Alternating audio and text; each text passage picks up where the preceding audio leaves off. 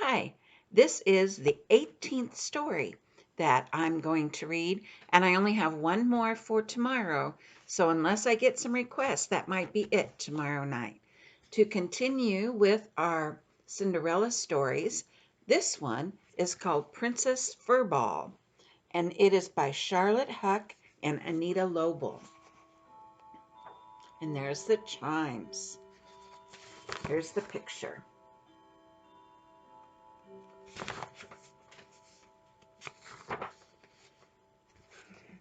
This is one of the merry variants of the Cinderella story. It says here, once upon a time there was a beautiful young princess whose hair was the color of pure gold. She was frequently lonely and unhappy, for her mother had died when she was a baby, and her father paid little attention to her. Luckily, her old nurse, who loved the princess as a mother loves a daughter, saw that she was lonely and allowed her to run and play with the village children. And some days the princess visited with the cook in the large kitchen and learned to make soup and bread and cakes. Yet the nurse never forgot the young girl was a princess. She taught her the manners of a lady and arranged for tutors to instruct her in reading, writing, and dancing. And so the princess grew to be strong and capable and clever, besides being beautiful.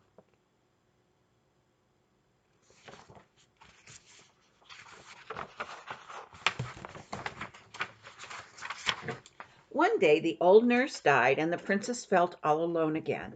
To make matters worse, her father promised her hand in marriage to an ogre who agreed to give the king 50 wagons of silver in return. The princess was horrified when she heard what her father had done, and begged him to change his mind. But her father was determined to carry out his bargain. The princess then thought of a clever plan. "Father," she said, "before I marry I must have 3 bridal gifts: one dress as golden as the sun, another as silvery as the moon, and the third as glittery as the stars. In addition, I shall need a coat made of 1,000 different kinds of fur, one piece from every animal in your kingdom." There, she thought, my father will never be able to meet those demands.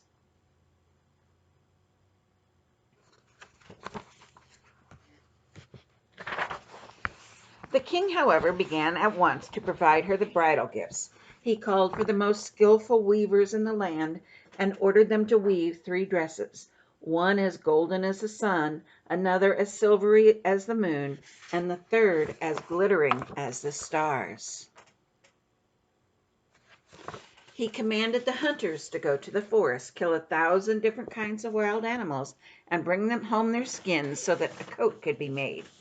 At last, when all the gifts were ready, the king laid them out for his daughter to see and said, "Tomorrow your marriage will take place." The princess decided the only thing to do was run away.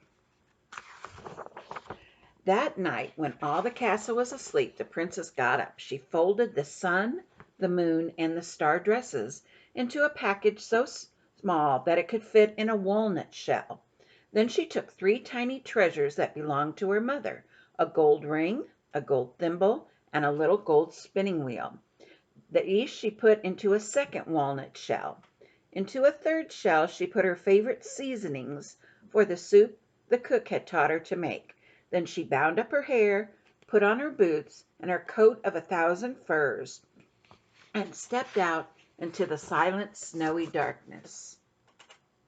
And she walked all night.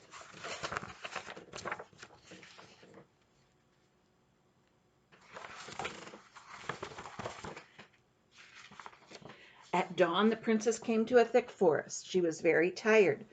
The snow had covered her footprints, so she knew she could safely stop and rest. She found a hollow tree, curled up in it, and fell asleep. The sun rose higher and higher, but the princess slept on until it was nearly noon. On this very day, the young king, to whom the woods belong, was out hunting in the forest. His hounds came to the tree where the princess slept, and they began to sniff and run around, barking excitedly. The king called to his hunters and said, Go see who is hiding in that tree.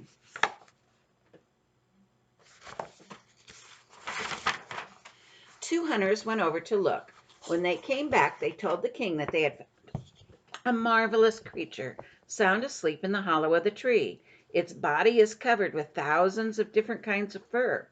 See if you can capture it alive, said the king. Then tie it up, put it in the wagon, and bring it back to the castle. When the hunters grabbed the princess, she woke up in terror and cried out, "Please don't hurt me. I have no home. Have pity on me and take me with you." Well, they said, "Come along, little Furball. We'll take you to the cook. Perhaps he can find something useful for you to do. You can at least sweep up the ashes."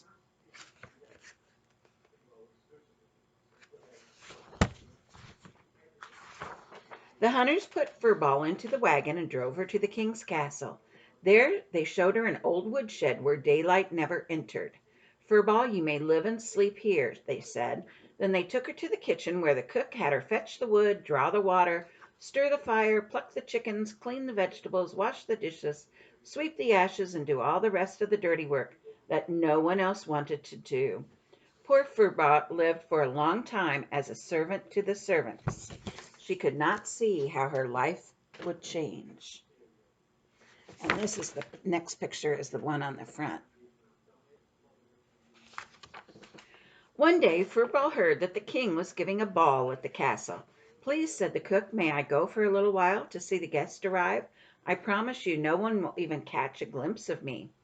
"Go," said the gruff old cook, "but be back in half an hour to sweep up the ashes and put the kitchen in order." Furball quickly took her smoky oil lamp and darted to her little woodshed. She washed the soot and ashes from her face and hands and undid her hair. Then she opened the first walnut shell and took out the dress that was as golden as the sun. Its glow lit up the whole woodshed. As soon as the princess was ready, she slipped around to the front of the castle and entered the great door as a guest. No one recognized her as Furball, the cinder maid of the kitchen. The doorkeepers thought she was a princess from some other country, and they bowed as she entered. They quickly told the king of her arrival, and he hastened to greet her and lead her to dance. There she is getting ready, and there she is meeting the prince.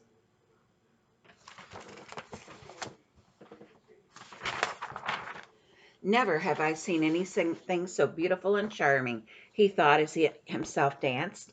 When the music stopped, the Sun Princess curtsied to the king and smiled at him so brightly that his eyes were dazzled. Before he knew what happened, she seemed to vanish. The guard at the castle gate was called in question, but he had seen no one pass. The princess ran like a sunbeam to her dark shed. She took off her gleaming dress and put her on her fur coat, smudged her hands and face with soot, and was again Furball. When she entered the kitchen and reached for the broom to sweep the ashes, the cook said, "Oh, let that go till tomorrow. I want you to make some cook for the king so that I have a chance to see the visitors at the ball. But do not let one of your hairs drop into the soup, or you will get nothing to eat for a week." While making the king's soup, Furball opened the nutshell that contained the special herbs and sprinkled some into the soup pot. When the soup was ready, she poured it into the king's bowl. Then she took her mother's gold ring from the other nutshell and quietly dropped it into the bowl.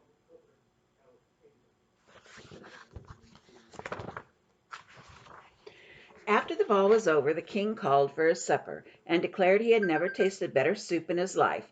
But when the bowl was nearly empty, he discovered to his surprise a small gold ring at the bottom. He could not imagine how it got there, and he ordered the cook to appear before him. And here he is, finding the ring.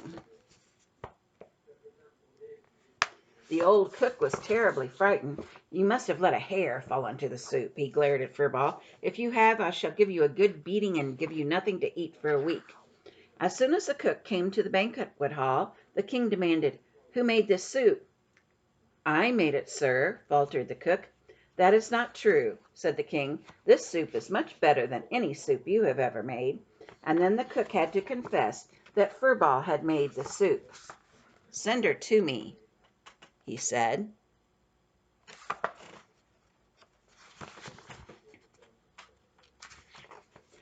In no time at all, Furball appeared, all covered with soot and stains. The king looked at her and said, "Who are you, and how did you learn to make soup so good?" "I am a stranger in your kingdom, sir. I once worked in the kitchen of another castle, where I learned to make soup." "What do you know about this ring that I found in the soup?" he asked. But Furball only looked at him and would not answer. When the king found he could learn nothing from her, he sent Furball away.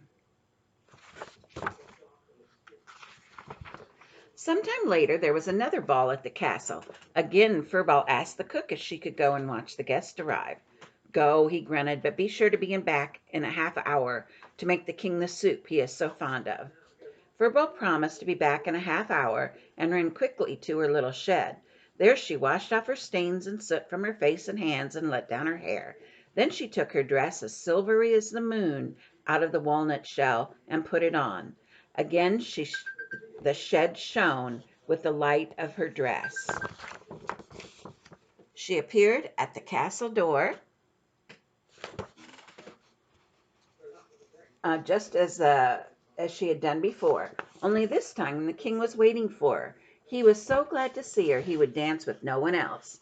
But at the end of the half hour, the princess curtsied and vanished so quickly, just as she had before.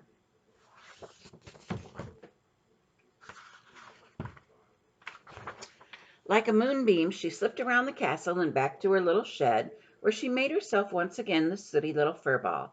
Then she returned to the kitchen to make the king's soup. This time, after adding the special herbs, Furball dropped the tiny gold thimble into the king's soup. The king ate the soup with great relish, but was amazed to find the gold thimble at the bottom of the bowl. Again he sent for the cook and asked him if he had made the soup, and again the cook confessed it was Furball. She was ordered to appear before the king, but when he asked her about the gold thimble, she only looked at him and didn't say a word.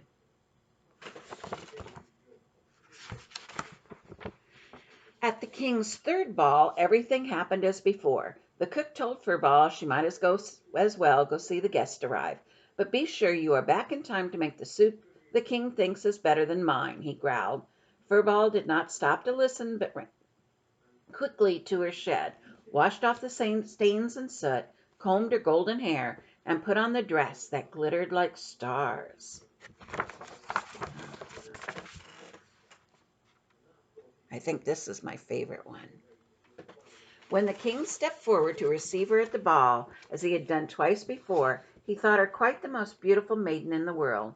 He knew that he had fallen in love with her, and when they were dancing, he slipped a tiny gold ring onto her finger.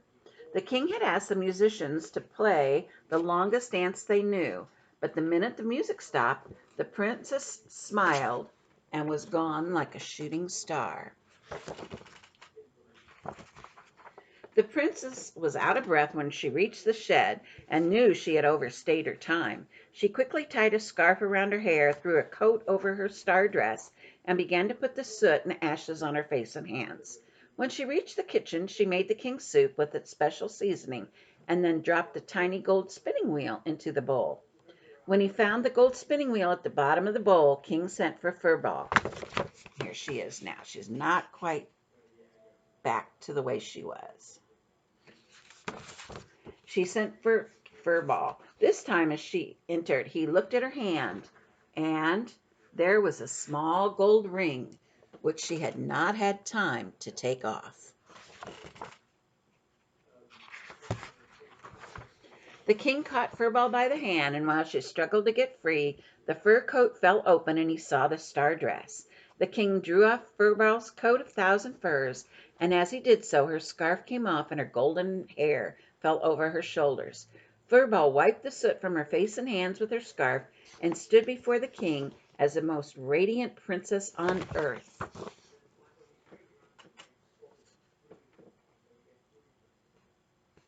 The king told her that he loved her and asked her to marry him. "You have the beauty of the sun, the moon, and the stars. You are as clever as you are lovely, and I cannot live without you." Then the princess told the king her story, and he loved her even more than before. The wedding took place the next day. Everyone who had attended the balls came to see the marriage of Furball and the king. The cook, who made better pastries and soup, stayed up all night baking an enormous cake for the bridal couple.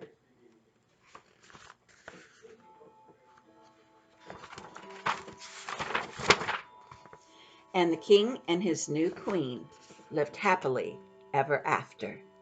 That's the end of that one. That one is a little bit different than the others. Bye.